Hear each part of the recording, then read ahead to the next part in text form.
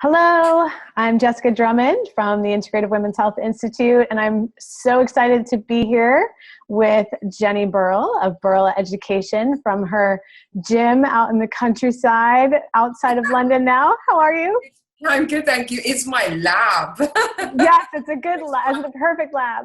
It's my lab. It's my life lab, man. Absolutely. So we are here today to talk about one of the topics that we're going to be digging very deeply into at the Women in Women's Health live event this December in New York City. This whole second day is going to be focused on how to build out your women's health practice in a way that's not exhausting and in a way that's successful for you. So Jenny and I really both run these labs where we're trying to make this work as successfully as possible. And we're brought in many of our friends who are doing it as well as we know how. And because it's different for every person, we wanted to have a conversation about that to introduce you to a little bit of what we'll be talking about at the conference. Wonderful, wonderful. So, Jenny, one of the most important things, or one of the biggest, I think, opportunities that we have for doing this kind of work on a broader scale and in some ways a more simplified scale, is that we have access to all of this technology, which can feel overwhelming, but once we learn it, it really opens up a lot of opportunity to us. So what are some of the key technological elements of attracting new potential clients that, any modern clinician, modern offering should understand? Yeah, absolutely. We have so much opportunity, so much technology. So it's so important to just, again, not try to consume a whole kind of Christmas dinner worth of technology, but really go for the basics. So you must have your Facebook page. And I know that's for some people that they'll be saying seriously, but it's really, for some people, they haven't got this sorted. So your Facebook page, so you're not working off your personal page. That's So, and then you need your website, because you need to be able to, your website is your shop. This is where you showcase what you do, and it's where you can take more time to craft that. And so it's so important that when you're promoting yourself and you're linking to yourself, that you are then sending the people to somewhere where really they can see the best of you and the best of what you're offering. I would also say that I think you need to get a hang of just the simplest thing, Skype. Because we're in global businesses now. You're in Connecticut, I'm in outside of London, and it's just like we can still talk. Once your business takes off, you are going to have to talk to people in different time zones, in different countries. Having the Skype is just such a big one. So that's, for me, just a bit of a no-brainer. Now, in terms of your website, you really need a WordPress website. And I don't know, I mean, I always say, I was born in 1969, so if you're younger than me, I do not want to hear that, I don't get on with technology. I can't hear it. Well, the thing is, it's not going to go away. It's only going forward. So we need to be able to have a WordPress website, and then you'll learn step by step how to get in the back of it and how to alter things. This is so essential. We can't be paying people to put up a photo of us on our pages and make simple alterations. And so getting the hang of that. We also need your customer relationship management system, your CRM system. And that basically, for me, I have Infusionsoft. And so this is where I would write my newsletter to communicate with people who are on my list. And it's also where I manage all payments. And I mean, you can go high or you can go lower. I mean, something like even having MailChimp, so that you can have a lovely, beautifully presented newsletter where you communicate with your people. And also it has the capacity to collect emails. This is so important, because growing your list, growing the list of people who are interested in what you're doing is, well, one of our biggest jobs. Yeah, absolutely. So, yeah, I mean, those are, for me, as I said, not to overwhelm people, but I think those are the 4 or 5 real basics. Absolutely. And I think what you said about not paying people to, update your text or put a new picture on something or post to your Facebook page or even, submit your newsletter. However, if these things feel like roadblocks to even getting started because you have technological fear, don't be afraid to hire people for small jobs on a contract and ask them to teach you what they're doing, And that's so important. So somebody knows how to do this. There's always an answer. I truly believe for every query, there's somebody knows how to do this. Now, and I swear by it, sometimes I just Google something. How do you do this? Yeah. Guess what? It's not written. Somebody usually has made a film of how to do it, like a screen grab film. It's amazing. But as you said, you can hire somebody to help you. And I remember when I first started the Infusionsoft, and we all know what a world of joy that is. It's just like, what am I doing here?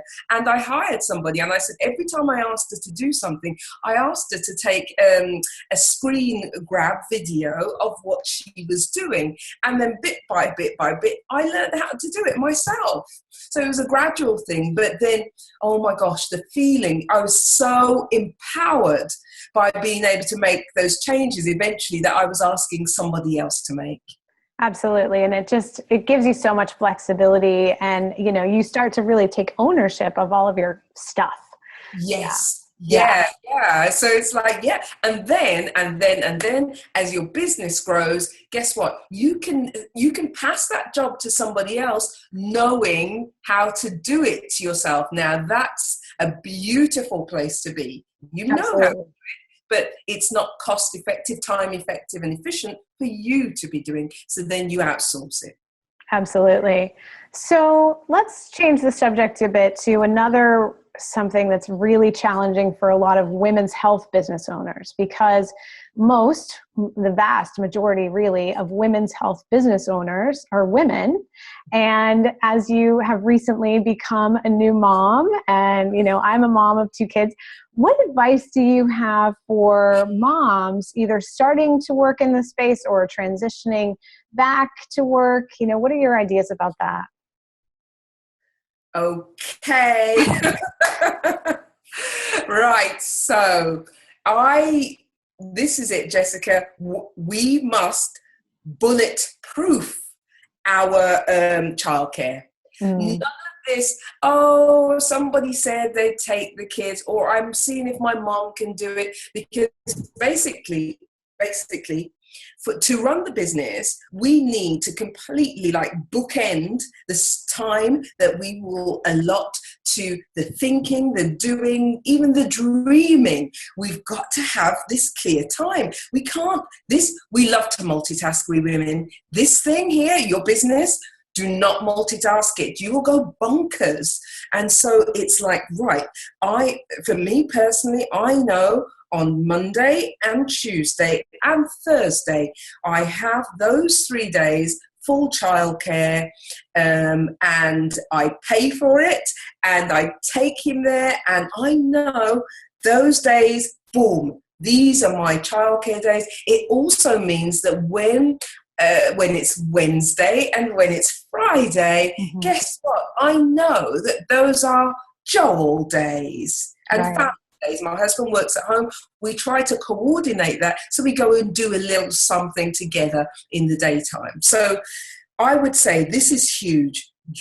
Because no matter how advanced we are, no matter how progressive we are, we women still end up doing most of the childcare, most of the house stuff. And so don't be waiting for your husband or your partner to kind of save you. Save yourself. Yeah. Save yourself and get this childcare thing nailed right down. Absolutely. So I think it's about those boundaries and, moment to moment being very clear on where you're focusing your attention and your energy.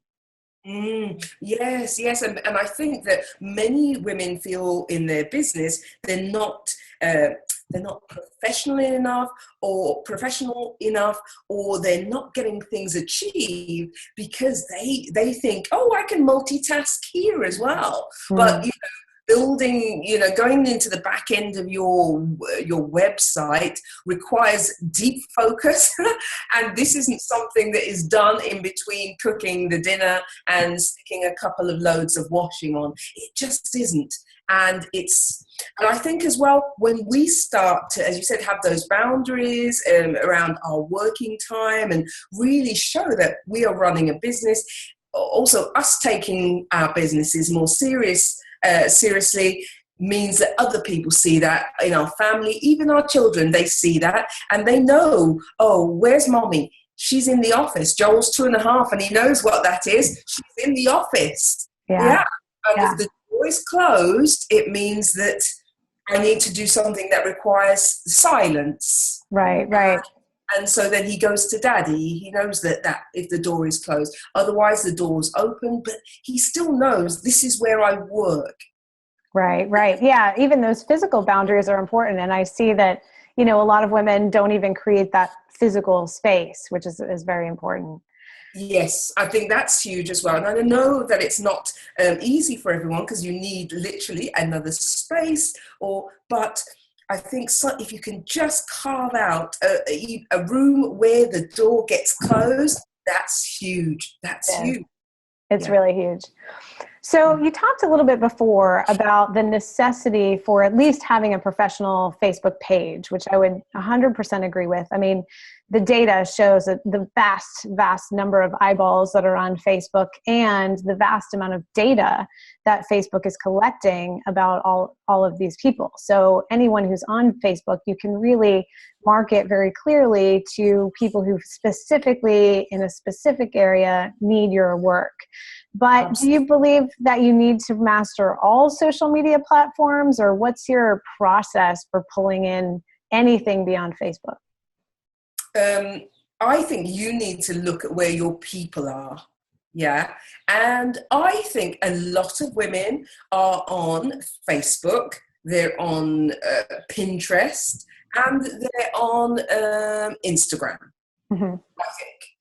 I think Twitter, for me, it's not a place where I spend a lot of time, although I do have a presence there. But I definitely think women like to look at things. And I think Twitter is mostly word-based. And I think women definitely, Pinterest is amazing for getting eyes of women to what you're doing. And Instagram too, very quick, but not as quick as Twitter. So I think you have to think about where are your people? And I would definitely say women 30s, 40s, they're definitely still all on Facebook, and I think they'll probably always stay there. And I think lots of people are enjoying Instagram because, again, you can see visuals. It's very pretty people, and I think as well Instagram, I find it very. There's not a lot of conflicts on Instagram. Very easy to be there. I love scrolling through. I look at people's pictures, their food, their this. So I think it's I find Instagram very feminine. So I think you need to think, where are your people? For me, my focus is Facebook, and I'm now going to start picking up Instagram. I have got Pinterest, I have got Twitter, but they're not I don't really love doing them. And I know definitely when I put things on Facebook, this is where the people are. Right. And that really just comes back to looking at your own data, right? Where are most of your leads coming from? When you set up your WordPress website, you can very easily set up Google Analytics and notice, if you have a presence in 5 different places, where are these most people coming from? And I think for our market, absolutely right. Women really respond to visual things, but also we have to consider their ages. I 100% agree with you. 30, 40, 50, 60-year-old women are going to be on Facebook. Younger women, there's more options, and you might play with Instagram, Snapchat, things like that. But it depends on, be really clear about, are you working with adolescents or are you working with perimenopausal women? It's very different. It's like when Periscope came out, it was like, oh, this is it. This is the brand new thing. And it wasn't. No. I think Snapchat, although it's massive for some people, I don't think so. I definitely think as well with Facebook, if you can master Facebook Live, oh, now this is a wonderful way to speak to your tribe very instantly. It's such a gift, such a gift. Absolutely. Yeah. So, you with all of this technology, we talked about how sometimes you do just need to hire someone to help you answer your question. Often people think they can't afford that, but why do you believe it's important for their growth? Okay, I'm going to be so honest. Good. If you don't get help for some things, you will end up, and I know this is a strong word, hating your day, because something technological will just literally snafu you, and you'll be thinking, oh, I hate this, and you'll put down whatever you were doing. It won't get seen to. And the thing is, all of us came to these businesses. We came from a place of joy, a place of, I want to create this thing. And what we don't want to do is to get to the place where literally we're just thinking, my gosh, I can't stand this. I can't get this thing going. And so this is all about us. This is our life. It's our business, but it's also such a huge part of our life. And I'm sorry, but I personally don't want to spend my day hating on the life that I created. And so there is an answer to this. There is an answer, and I think that if you don't get help, you won't get back to doing the wonderful things. So for me, like this is my little lab here, and today I was filming exercises for my program and did a couple of Facebook Lives, and that's what I love doing. Now, when do I start getting a bit kind of like, my gosh, well, I had some problems today with some payments, and like maybe for 4 hours of the day, I'm kind of, I'm speaking to the guy that I've hired and I'm saying, you set this up, so over to you, young man. And it's off my plate because he set it up. And I've done my bit, and I'm like going, I don't get this. Can you sort this out? Can you message the people back and make sure everything's all right? And then what did I do? I got my camera out and I said, and then I went mentally, now back to my stuff. And that was it. And then I've ended my day feeling great about and excited again about my work, rather than stuck in this crazy back end of the computer stuff. Yeah, and I think one thing you said there is really important, that we have to feel very comfortable managing and expecting those that we hire to do the work. Put it back on their plate in a very assertive way, and then come back. Now, certainly you'll have to follow up, and if there's a big disaster, it's on you if it's your company. But when you hire people, you do have to have strong expectations of them. Which does allow you to stay focused on the things that you're most effective at. Yes, and actually, if I don't do the filming, then we're not going to make any stuff, and nobody's going to get paid, actually. It's best that he does that bit, I do my bit, and everybody gets paid. That's right. I just feel that, and I've really come to this understanding, I think for maybe about 4 or 5 years, I worked to get to this place. Mm-hmm. Okay, and so now I have enough stuff, in terms of content and courses and things. And so really my job, a big part of my job is getting it out there, getting eyes to it. So I've done a lot of hard work, and now I'm back to being creative and again, doing what I love, what really makes me feel good and juicy, and then managing. That's it. I'm managing other people. Yeah. Now, so I want to end with a question about that, because I think a lot of times when business owners come back and they talk about, people once they've become successful and they give recommendations and ideas, they forget a little bit what it feels like when you're still in the 4 or 5 years of doing everything and hating parts of it and being really tired, and that it takes that level of commitment for a sustained period of time to really make this successful. What are your ideas for keeping that dream alive when you're in those 4 or 5 years of building? And I think just making some realistic, helping people have realistic expectations of what it takes to really create something like this. Well, I don't know whether they want to hear it. There was certainly like a period of consistent 12-hour days. Consistent. It just rolls. And and it isn't a 5-day-a-week. It's just like I do what it takes. And I was so lucky with my husband, because he was a journalist, so he always worked long hours, but he saw that although I was working hard, I was winning little, but I was winning, and he gave me that support. But yes, you're going to work hard. But this is the thing, though. In my business, I can pretty much do everything that I'm asking other people to do. So everything I've learned it and got it, the hard way. There was a time in those 4 or 5 years, the building years, I was working like 12-hour days, and I just did everything that was needed. I also did everything required in my business. So now that it's time when I'm passing things on to other people, I know what it takes, and intimately I know what everybody else's job is, and I think that helps them to respect me as well. And so to keep my energy, oh my gosh, so it's reading every morning when I start work.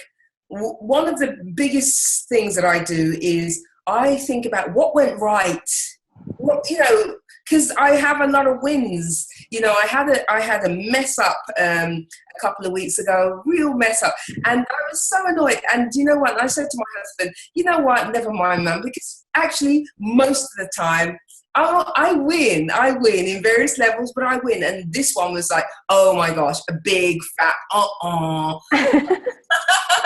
But I was like, nah, you can't win all the time. But I watch lots of, I like Gary Vaynerchuk. Yeah. So I come down, and the night before, I always make the list of the things to do. So this is my big thing. Okay, I come down, and I then, I think about where I've won. I also watch something inspirational. So the other night, actually, I watched like the Anthony Robbins movie, I'm Not Your Guru, but there's always things that I'm watching to energize myself. Do you know what? And I also say my prayers. I say my thank you. My gratitude is huge. I say I'm grateful for being able to work in my own home. I'm grateful for so the baby can be here, and my life isn't so utterly compartmentalized. So I think a lot of gratitude, a lot of great energy from lots of sources, and then also having good friends. So friends that are kind of in the line businesses, the ones where you can just, you're talking trash, because you just got to get it all out and say, my God, I believe what happened. And these friends are invaluable, because basically you then end up having a laugh about something that probably you sent the air blue about, but you have a laugh about it and you can put it down. So I think some internal work, and then having a great circle of people around you who know your pain.